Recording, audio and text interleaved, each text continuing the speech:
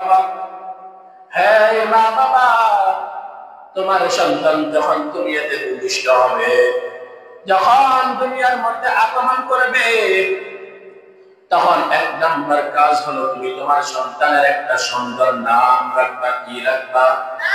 এটা তোমার উপর সন্তানের হক। হে মা বাবা, এক নম্বর তুমি তোমার সন্তানের একটা কি রাখবে? সুন্দর নাম রাখবে। দুই নম্বর দায়িত্ব হলো তুমি তোমার সন্তানকে আদব শিক্ষা দিবে। কি শিক্ষা দিবে? আদব শিক্ষা দিবে। তিন নম্বর হলো সন্তানের যখন বয়স হয় তখন সন্তানকে বিবাহের ব্যবস্থা করে দিবে। সন্তান যখন উপযুক্ত সময় হয়ে যায় তখন সন্তানের বিবাহের ব্যবস্থা করে দিতে হবে। যদি তুমি সন্তানের বয়স হওয়ার পরও যদি সন্তানকে যদি বিবাহের ব্যবস্থা যদি না করে দাও, তাহলে সন্তান যত গুনাহের কাজে লিপ্ত হবে, শুধু সন্তান একাই গুনাহগার হবে না, সন্তানের এই গুনার ভাগের একটা অংশ পিতামাতার আমলনামায় লেখা হবে। ও হাজী সাহেব, তাহলে কি করতেছেন? সন্তানের হক আদায় করতেছেন।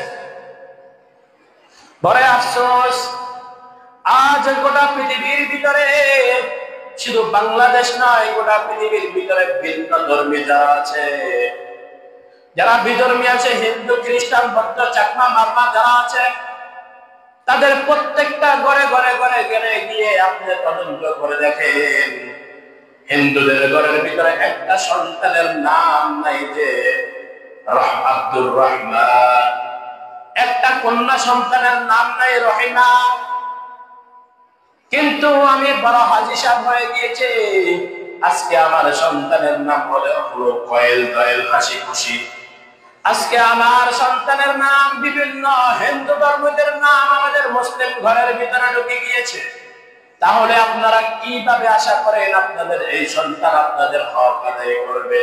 আল্লাহর নবী যে বলেছেন আপনারা সর্বপ্রথম সন্তানের হক আদায় করেন।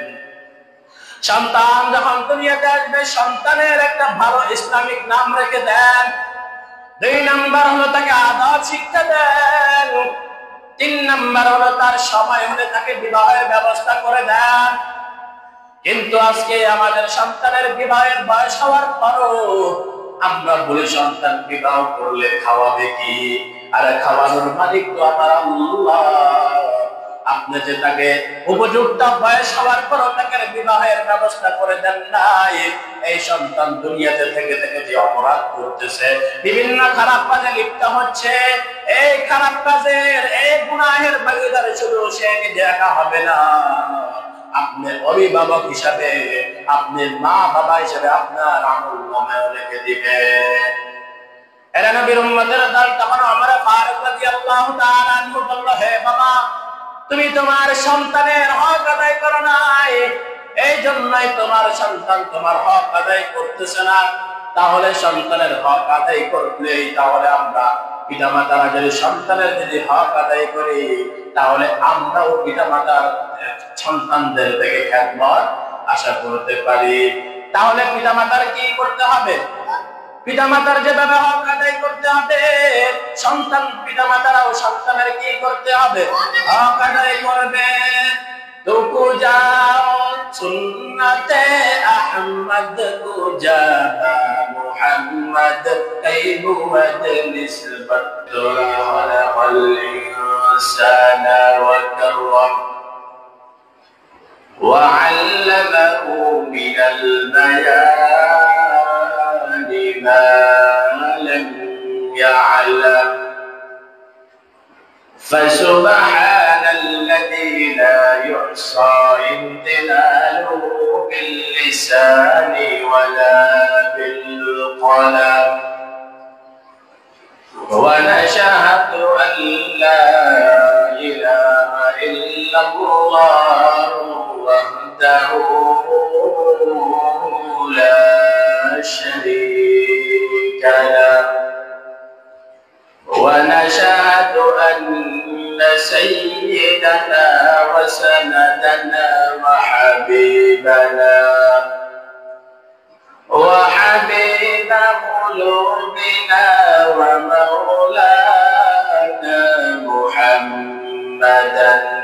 عبده ورسوله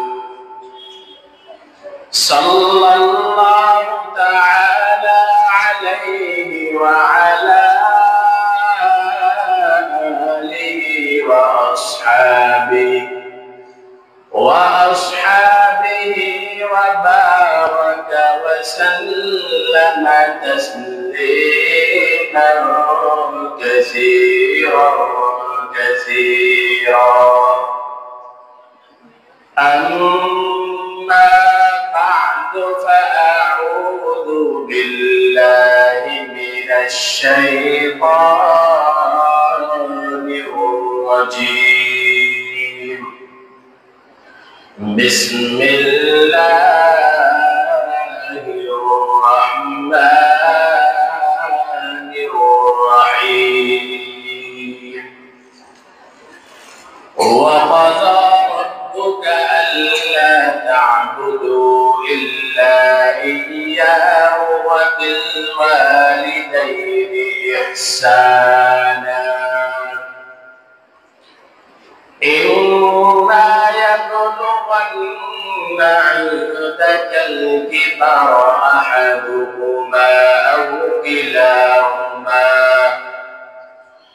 فلا تقل لهما أف ولا تنهرهما وقل لهما قولا كريما واخفض لهما جناح الذل من الرحمة وقل رب ارحمهما كما ربياني صغيرا وقال النبي صلى الله تعالى عليه وعلى آله وسلم ألا كلكم راع وكلكم مسؤول عن رعيته أو كما قال النبي عليه الصلاة والسلام وقال النبي صلى الله تعالى عليه وعلى آله وسلم لا طاعة لمخلوق في معصية الخالق اللهم صل على روح محمد في الأرواح وعلى جسد محمد في الأجساد وعلى قلب محمد في القلوب وعلى قبر محمد في القبور بلغ العلا كشف الدجى بجماله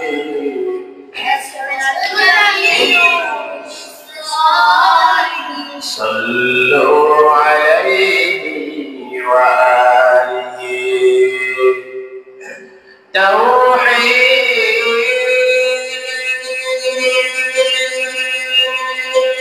توحيدك أمانة سينو من هيها مالا آساني بكانا نقود شامالا بلغ العلا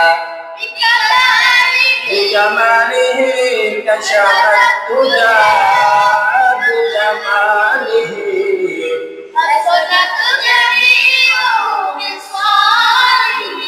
صلوا عليه وآله سبحانك لا علم لنا إلا ما علمتنا إنك أنت العليم الحكيم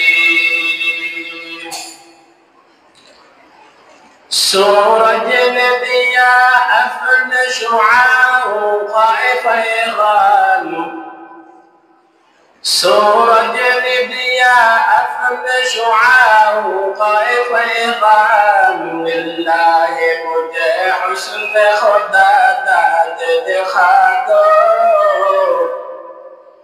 लिल्लाहि मुझे हुस्न खुदा दाद दिखा दो।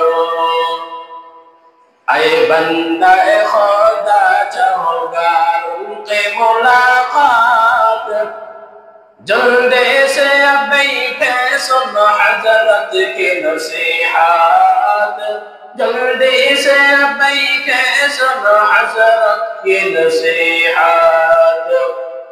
दुनिया में हो दुनिया का तलबगार नहीं हो, दुनिया में हो दुनिया का तलबगार नहीं हो, बाजार से गुजर को खरीदार नहीं हो, बाजार से गुजर को खरीदार नहीं हो। अल्हम्दुलिल्लाह, दयामय रब्बे कारीमेর কাছে লক্ষ কোটি শুকরিয়া যে মহান রব্বে কারীম আমাদেরকে সুস্থতার মতো একটি বা উত্তম নিয়ামত দান করে মসজিদে এসে আমাকে কিছু কথা বলার এবং আপনাদেরকে শুনবার জন্য যে দয়াময় আল্লাহ তাআলা তৌফিক দান করেছেন, ওই দয়াময় আল্লাহ তাআলার শেখানো ভাষায় উচ্চ কণ্ঠে একবার কালিমাতুশ শুকর উচ্চারণ করি আলহামদুলিল্লাহ। লক্ষ কোটি দুরূদ সালাম সাইয়্যিদুল মুরসালিন ইমামুল মুরসালিন শাফিউল মুজনিবিন রাহমাতুল লিল আলামিন হাবিবে কিবরিয়া আশরাফুল আম্বিয়া ওয়া জাহানের সরদার জনাব মুহাম্মদ মুস্তাফা সাল্লাল্লাহু তাআলা আলাইহি ওয়া আলিহি ওয়াসাল্লামের উপর। মুহতারাম হাজিরিন, আমি আপনাদের সুপরিচিত পবিত্র কালামুল্লাহ থেকে কয়েক টুকরা আয়াত তেলাওয়াত করেছি। রাসূলুল্লাহ সাল্লাল্লাহু তাআলা আলাইহি ওয়াসাল্লামের অসংখ্য মূল্যবান হাদিস থেকে একটা হাদিস পাঠ করেছি। তেলাওয়াতকৃত আয়াত এবং হাদিসের আলোকে সহিহ তরিকায় ইসলাম ও হেদায়েতের সমন্বয়ে আমি কিছু কথা বলার এবং আপনাদের শুনবার জন্য দয়াময় আল্লাহ তাআলা তৌফিক দান করুন, আমিন। ওয়া ক্বাযা রাব্বুকা, হে নবী, আপনার রবের সিদ্ধান্ত আপনি মানুষকে শুনাইয়া দেন যে তোমার রবের ইচ্ছা আল্লাহ তা'বুদু ইল্লা, তোমরা আল্লাহ তাআলা ব্যতীত অন্য কারো ইবাদত বন্দেগী করো না। ওয়া বিল ওয়ালিদাইনি ইহসানা, এবং তোমাদের পিতামাতার উপর ইহসান করো। ইম্মা ইয়াবলুগান্না ইনদাকাল কিবারা আহাদুহুমা আও কিলাহুমা, তোমার পিতামাতা উভয়জন অথবা একজন যদি তোমার বার্ধক্য বয়সে পৌঁছে যায়, ফালা তাকুল লাহুমা উফ, তাদের সাথে এমন কোন আচরণ করবো না যে আচরণের কারণে তারা উফ শব্দের উচ্চারণ করবে। ওয়ালা তানহারহুমা, তাদের সাথে ধমক দিয়ে কথা বলবা না। ওয়া কুল লাহুমা কাওলান কারীমা, এবং তাদের সাথে আচরণ করবা সম্মানসূচক আচরণ, নম্র ভদ্র। ওয়াকফিজ লাহুমা জানাহাল কুল্লি মিনার রাহমা, হে সন্তান, তোমরা তোমাদের পিতামাতার জন্য তোমাদের যে দায়িত্বর, যে পিতামাতার খেদমতের যে দায়িত্বটা, তোমাদের পিতামাতার জন্য তোমাদের মহাব্বতের ডানাটা বিছায়া দাও। ওয়াকুর রব্বিরহামহুমা কামা রাব্বায়ানি সগীরা, এবং বলো, হে রব, আমাদের পিতামাতার উপর রহম করো যেভাবে তারা শিশুকালে আমাদের উপর রহম করেছেন আমার বাবা মা। রাসূলুল্লাহ সাল্লাল্লাহু তাআলা আলাইহি ওয়া সাল্লাম হাদিস শরীফের ভিতরে বলেন, লা তাআতা লি মাখলুকিন ফি মা'সিয়াতিল খালিক, আল্লাহ তাআলাকে অসন্তুষ্ট করে পৃথিবীর ভিন্ন কোন মাখলুকের আদেশ নিষেধ মানা সম্পূর্ণ হারাম। এ হলো আয়াত এবং হাদিসের সংক্ষিপ্ত তরজমা। এবার কিছু অনুবাদ। মুহতারাম হাজিরিন, আয়াতে দুইটা বয়ান, দুইটা কথা বলা হয়েছে। এক নাম্বার হলো তাওহীদ, আল্লাহ তাআলার একাত্মবাদের আলোচনা। দুই নাম্বার হলো বিররুল ওয়ালিদাইন, পিতামাতার হক সম্পর্কে কিছু কথা। আল্লাহ তাআলা যে তৌফিক দান করে আমাকে এবং আপনাদেরকে যদি শুনবার জন্য আল্লাহ তাআলা তৌফিক দান করে, তাহলে সংক্ষিপ্ত সময় উভয়টা বিষয় সমান নয়, যেগুলো আমাদের জন্য ফায়দা হবে ইনশাআল্লাহ সংক্ষিপ্ত আলোচনা করার চেষ্টা করব ইনশাআল্লাহ। আজ গোটা পৃথিবীর ভিতরে একটাই আওয়াজ হচ্ছে যে সন্তান পিতামাতার হক আদায় করে না, সন্তান পিতামাতার কথা শুনে না। আপনাদের এইদিকে মনে হয় নেই? এই সমস্যা আপনাদের এলাকায় আছে? অবশ্যই আছে। তাহলে সন্তান পিতামাতার কথা শুনে না, পিতামাতা সন্তানের হক আদায় করে না, এই বিষয় নিয়ে আমরা এবং তাওহীদ, আল্লাহ তাআলার একাত্মবাদ নিয়ে আমরা সংক্ষিপ্ত কিছু আলোচনা করব ইনশাআল্লাহ। মুহতারাম হাজিরিন, দুনিয়াতে আল্লাহ তাআলা এককভাবে কাহার উপর কোন বিষয় চাপিয়ে দেন নাই, জুলুম করে অত্যাচার করে কাহার উপর কোন বিষয় কি করেন নাই, চাপায়া দেন নাই। সন্তানের উপর যেভাবে পিতামাতার হক রয়েছে, ঠিক তদ্রূপ ভাবে পিতামাতার উপরে কি আছে? সন্তানের হক আছে। এই জন্যই তো দিন এত সুন্দর, ইসলাম এত সুন্দর, যে আল্লাহ তাআলা এককভাবে কাউকে কি করেন নাই, চাপায়া দেন নাই। সন্তানের উপরে পিতামাতার হক আছে, পিতামাতার উপরে কি আছে? সন্তানের হক আছে।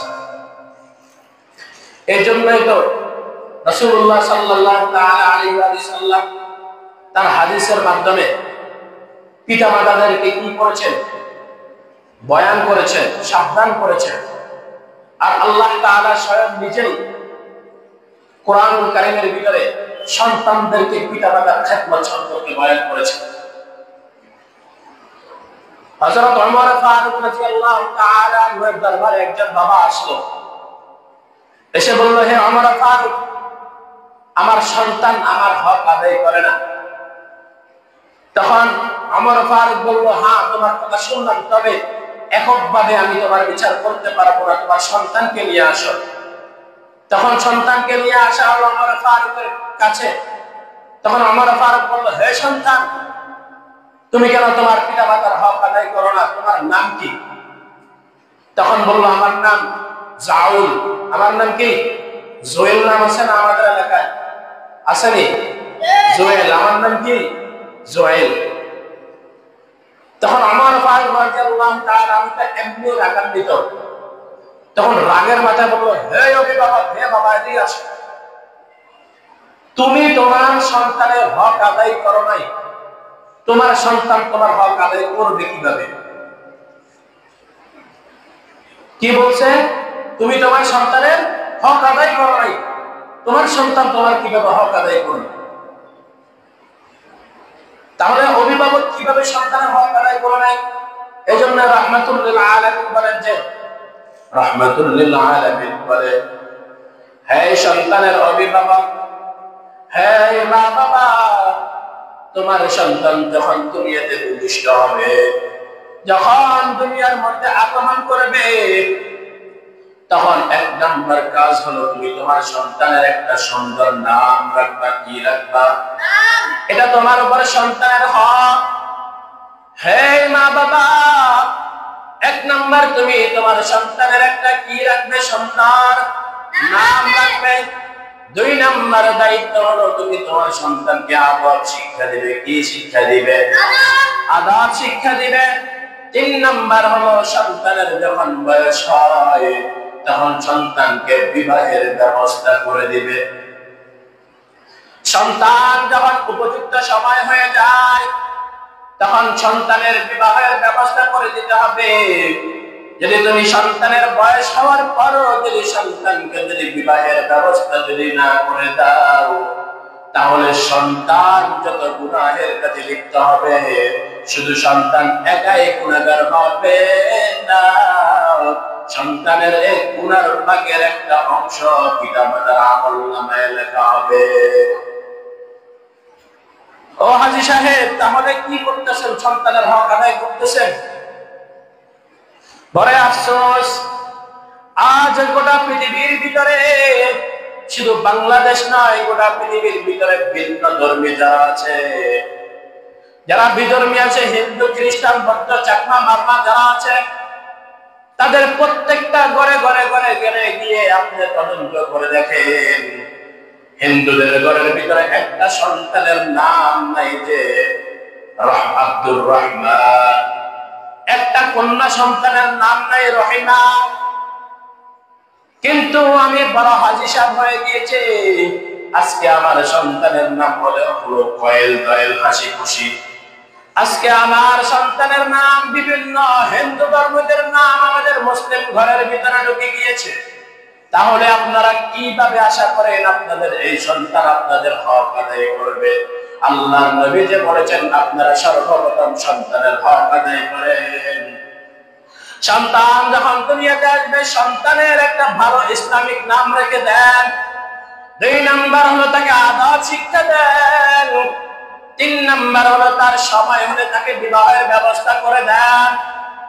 কিন্তু আজকে আমাদের সন্তানের বিবাহের বয়স হওয়ার পরও আমরা বলি সন্তান বিবাহ করলে খাওয়াবে কি? আরে খাওয়ানোর মালিক তো আমার আল্লাহ।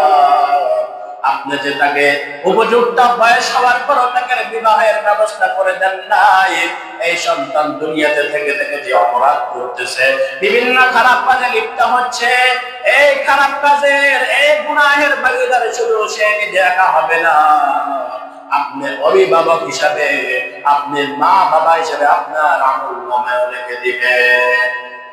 এরা নবীর উম্মতের দল তখন ওমর ফারুক রাদিয়াল্লাহু তাআলা আনহু বলল, হে বাবা, তুমি তোমার সন্তানের হক আদায় করো নাই, এই জন্যই তোমার সন্তান তোমার হক আদায় করতেছে না। তাহলে সন্তানের হক আদায় করলেই তাহলে আমরা পিতামাতারা যদি সন্তানের যদি হক আদায় করি, তাহলে আমরাও পিতামাতার সন্তানদের থেকে খেদমত আশা করতে পারি। তাহলে পিতামাতার কি করতে হবে? পিতামাতার যেভাবে হক আদায় করতে হবে, সন্তান পিতামাতারাও সন্তানের কি করতে হবে? হক আদায় করবে। তুকু যাও সুন্নতে আহমদ কুজাবা মুহাম্মদ কাইবুদ নিসবত তোরা। এরা নবীর উম্মতের দল, তাহলে রাহমাতুল লিল আলামিন একদিকে সন্তানদেরকে কি করলেন? পিতামাতারকে কি করলেন? আদেশ দিলেন তোমরা তোমাদের সন্তানের হক আদায় করো। অন্যদিকে আল্লাহ তাআলা সন্তানদেরকে হুকুম দিলেন তোমরা তোমার মাতা পিতার খেদমত করো। ওয়া ক্বাযা রাব্বুকা আল্লা তা'বুদু ইল্লা ইয়্যাহু ওয়া বিল ওয়ালিদাইনি ইহসানা। হে সন্তান, হে দুনিয়ার মানুষ, হে রাহমাতুল লিল আলামিন, আপনি আপনার উম্মতদেরকে বলে দেন তোমার দয়াময় আল্লাহ তাআলার ইচ্ছা তোমরা আল্লাহ তাআলা ব্যতীত অন্য কারো কি করবা না? ইবাদত করবা না, একমাত্র আল্লাহ তাআলার ইবাদত করবা।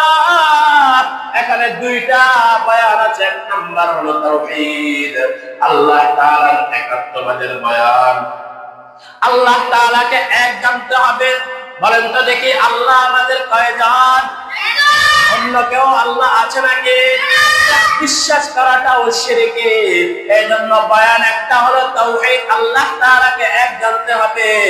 2 নাম্বার হলো আল্লাহ তাআলা ব্যতীত অন্য কারো ইবাদত করা যাবে না, অর্থাৎ শিরক করা যাবে, শিরক করা যাবে না। পাশাপাশি আল্লাহ তাআলা বলেছেন ওয়া বিল ওয়ালিদাইনি ইহসানা, তোমরা তোমাদের পিতামাতার উপর ইহসান করো। কি করো? মানাল ইহসান, ইহসান কি? ইহসানের শাব্দিক অর্থ কি? বান্দা দেওয়ার বেলায় বেশি দাও, নেওয়ার বেলায় কম দাও, এর নাম হলো ইহসান। বান্দা সমান সমান দাও, সমান সমান দাও, এর নাম হলো ইনসাফ। বান্দা তোমার মা তোমাকে একটা জামা কিনে দিয়েছে, তুমি দুইটা জামা কিনে দাও। তোমার মা তোমাকে আজকে 2 বেলা খানা খাওয়াইছে, তুমি মা বাবাকে তুমি 3 বেলা খানা খাওয়াও। বান্দা তোমার মা বাবা তোমাকে আজকে মাটিতে ঘুম পাড়াইছে, তুমি সাধ্যমতো মা বাবাকে খাটে শোয়ানোর ব্যবস্থা করে দাও। বান্দা তোমার মা তোমার কাছে একটা আপেল চেয়েছে, বেদানা চেয়েছে, তুমি 2টা আপেল 2টা বেদানা মাকে এনে দাও। এর নাম হলো ইহসান। আল্লাহ তাআলা পিতামাতার উপরে ইনসাফ করার জন্য বলে নাই, পিতামাতা ওয়া বিল ওয়ালিদাইনি ইহসানা, পিতামাতার উপর ইহসান করার জন্য বলেছে। আরে নবীর উম্মতের দল, এই জন্য মা বাবার উপর কি করতে হবে? ইহসান করতে হবে। একদিক দিয়ে আল্লাহ তাআলার ইবাদত করতে হবে, আল্লাহর ইবাদতের মধ্যে অন্যকে অংশীদারিত্ব করা যাবে না। অন্যদিকে মাতা পিতার কি করতে হবে? খিদমত করতে হবে। আরে নবীর উম্মতের দল, আজকে দেখবেন বিভিন্ন জায়গায় আজকে রোড অ্যাক্সিডেন্টে যুবকের লাশ। এই যে গত কয়েকদিন আগে চট্টগ্রাম মুন্ডা অ্যাক্সিডেন্টে যুবকের লাশ, গত কয়েকদিন আগে আপনাদের নাঙ্গলকোটের ভিতরে 2টা সন্তান পানিতে পড়ে মারা গিয়েছে। এমন একটা সময় নাই, এমন একটা সেকেন্ড নাই যে সময় যুবকের লাশের খবর নাই। হয়তো বিমান দুর্ঘটনায় যুবকের লাশ, হয়তো জাহাজ ডুবে যুবকের লাশ, হয়তো গাড়ি অ্যাক্সিডেন্টে যুবকের লাশ। এমন হতে পারে যে ঘুমের করে যুবকের লাশ। কিসের এত অহংকার? নফসের গোলামি আর কত করবা? তাকায় দেখো, তোমার মতো এমন সন্তান আছে যারা দৈনিক 5 ওয়াক্ত নামাজ কি করে না, বাদ দেয় না। তোমার মতো এমন সন্তান আছে যাদের সাথে পড়ার টেবিলে অনেক আড্ডা দিয়েছো, তারা আজকে দুনিয়ায় নাই। চাকরির গড়ায় বসে অনেক আড্ডা দিয়েছ, তারা আজকে দুনিয়ায় নাই। তোমার মতো অনেক যুবক আছে স্কুলে পড়ে, কলেজে পড়ে, 5 ওয়াক্ত নামাজ বাদ দেয় না। তোমার মতো অনেক যুবক আছে বিভিন্ন প্রতিষ্ঠানে চাকরি করে, 5 ওয়াক্ত নামাজ বাদ দেয় না। তোমার মতো এমন যুবক আছে র্যাব, আর্মি, পুলিশ, বিডিআর চাকরি করে, 5 ওয়াক্ত নামাজ বাদ দেয় না।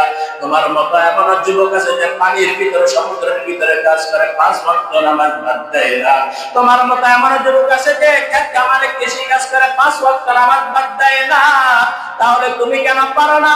তোমার দ্বারা কেন হয় না? তুমি যে নামাজ পড়ো না, তুমি যে নবীর সুন্নাত মানো না, তুমি কেন পারো না? তাহলে বুঝে নিবা তোমার কপাল পুড়ে গিয়েছে। হয়তো তোমার উপর মায়ের অভিশাপ আছে, না হয় কোনো তোমার শিক্ষকের অভিশাপ আছে, না হয় রাস্তায় কোনো মুরব্বির সাথে বেয়াদবি করেছ, এই বেয়াদবির অভিশাপ আছে।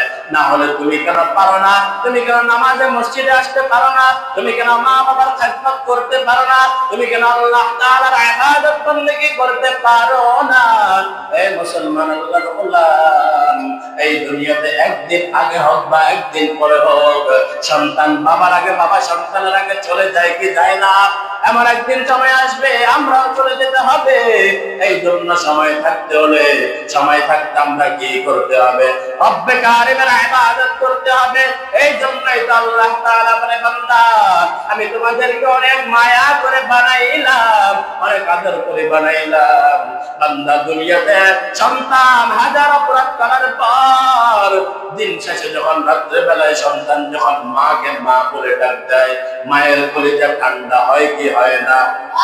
অবশ্যই হয়। এ দুনিয়ার বান্দা, ওই দুনিয়ার মা বাবার থেকে কি আমি আল্লাহর মায়া কম? তুমি যদি দৈনিক আমাকে একবার যদি আল্লাহ বলে ডাক দাও, আমি আল্লাহ এমন খুশি হই যে খুশি তোমার মা বাবাও হয় না, এমন খুশি হয়। নবীর উম্মতের দল, এই জন্য সময় থাকতে কি করতে হবে? আয়াতে আল্লাহ তাআলা যে 2টা আদেশ দিয়েছে, একদিকে আল্লাহ তাআলার একাত্মবাদের আওয়াজ, অন্যদিকে পিতামাতার উপর ইহসান, পিতামাতার খিদমত সম্পর্কে এই 2টা বিষয় মাথার ভিতরে ফিট করে ফেলতে হবে। এর নবীর উম্মতের দল, আল্লাহর 3 বান্দা গোলাম রাস্তায় সফরে রওনা, হঠাৎ পাহাড়ের উপর দিয়ে রওনা হয়েছে। হঠাৎ করে দেখতেছে বৃষ্টি, মুষল জোরে বৃষ্টি হচ্ছে। বান্দারা বৃষ্টি থেকে বাঁচার জন্য পাহাড়ের একটা গর্তের ভিতরে আশ্রয় গ্রহণ করলো। হঠাৎ তাকায় দেখতেছে পাহাড়ের যে গর্তের যে মুখটা রয়েছে, এই মুখটা বিশাল বড় একটা পাথর এসে মুখটা বন্ধ করে দিয়েছে। তখন ওই তিনটা গোলাম পেরেশানি হয়ে গিয়েছে। একদিক দিয়ে গর্ত, দ্বিতীয় হলো অন্ধকার, তৃতীয় হলো বৃষ্টি হচ্ছে, পানি ঢুকতেছে, 4 নাম্বার হলো পাথর দিয়ে কি করে দিয়েছে, মুখটা বন্ধ করে দিয়েছে। পাথর যে ঠেলে খুলবে এটার কোনো কি নাই, ব্যবস্থা নাই, এত ভারী পাথর। তখন বান্দা 3 জন যখন নৈরাশ হয়ে গেল, তখন 3 জন পরামর্শে বসলো, বসে বললো যে এখন কি করার, এই গর্ত থেকে বাঁচানোর জন্য একজন আছে, তিনি কে? আল্লাহ তাআলা চাইলে আমাদেরকে বাঁচাইতে পারে, কারণ এমন একটা গর্তের ভিতরে আমরা আছি, পৃথিবীর কেউ চাইলেও আমাদেরকে খোঁজ করে পাবে না। আল্লাহ তাআলা যদি চায় আমাদেরকে এই গর্ত থেকে উদ্ধার করতে পারবে। তাহলে আমরা কি করতে হবে? তাহলে সবাই পরামর্শ করবো যে তোমাদের জীবনের কোনো ভালো কাজ আছে নাকি? তো যদি ভালো কাজ থেকে থাকে তাহলে ওই ভালো কাজকে উদ্দেশ্য করে রব্বে কারিমের কাছে ক্ষমা চাও, রব্বে কারিমের কাছে দোয়া চাও। তখন সবাই বললো হ্যাঁ হ্যাঁ আমার একটা ভালো কাজ আছে। দ্বিতীয় জন বললো আমারও একটা ভালো কাজ আছে। তখন 3 জন আড়াল একসাথে ভিন্ন হয়ে গেল। 1 নাম্বার যে ব্যক্তি, ওই ব্যক্তি আল্লাহর কাছে আরজি পেশ করে, মাবুদ জীবনে অনেক অপরাধ করেছি, অনেক অন্যায় করেছি, আমি জানি আমি অনেক বড় অপরাধী, আমি অনেক বড় গুনাহগার। তবে আল্লাহ আমরা যে আজকে গুহার ভেতরে আটকা পড়ে গিয়েছি, এখান থেকে চাইলে তুমি মাবুদ আমাদেরকে বাঁচাইতে পারো। তবে আমি গুনাহ করেছি বটে, তবে আমি একটা ইবাদত বন্দেগী করেছি, একটা ভালো কাজ করেছি শুধুমাত্র তোমার জন্য।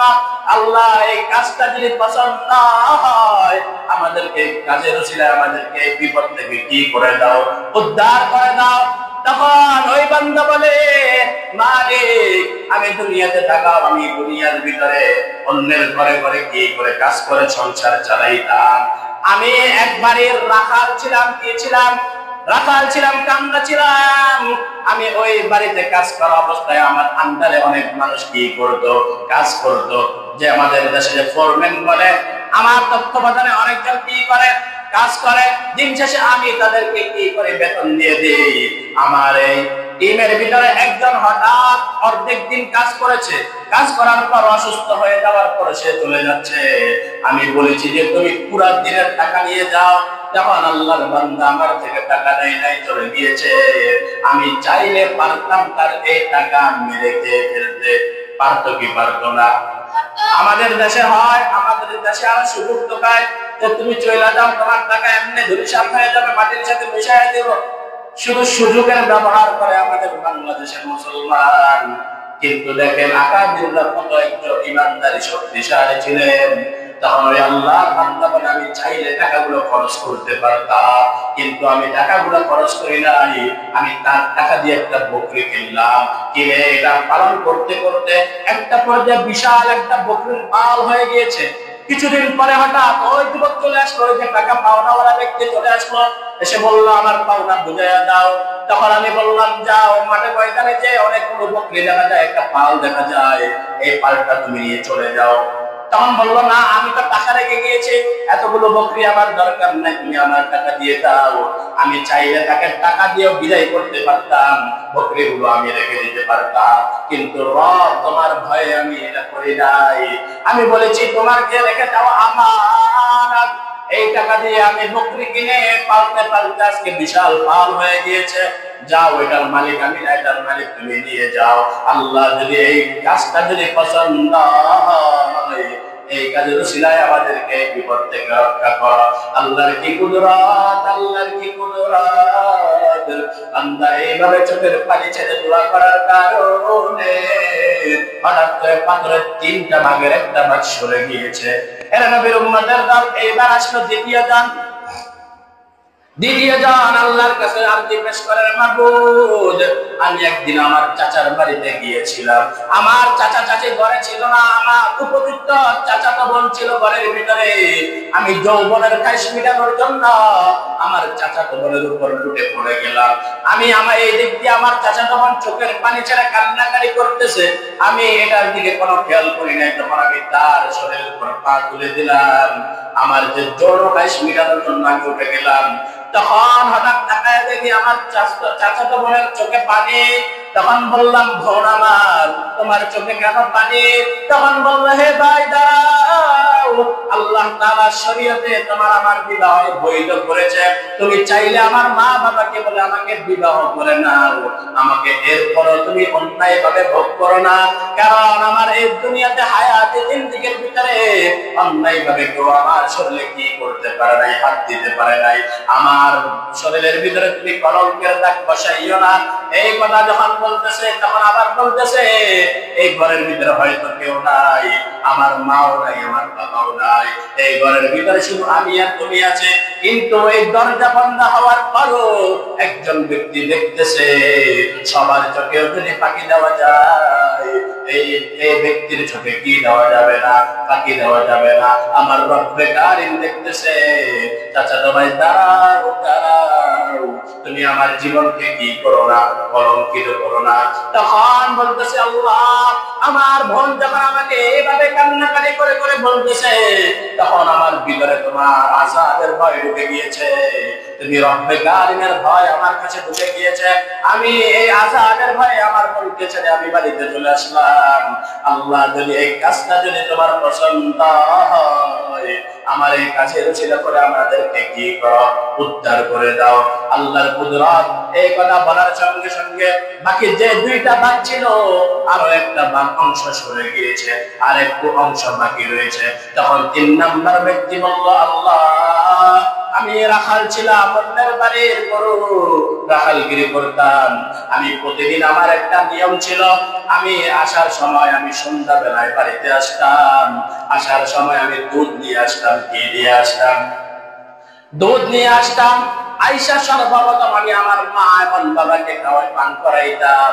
এরপর আমি আমার ফ্যামিলির বাকি সদস্যদেরকে পান করাতাম। প্রতিদিনের মতো আজকে আমি দুধ নিয়ে আসার সময় হঠাৎ করে রাত্র গভীর হয়ে গিয়েছে, একটু লেট হয়ে গিয়েছে।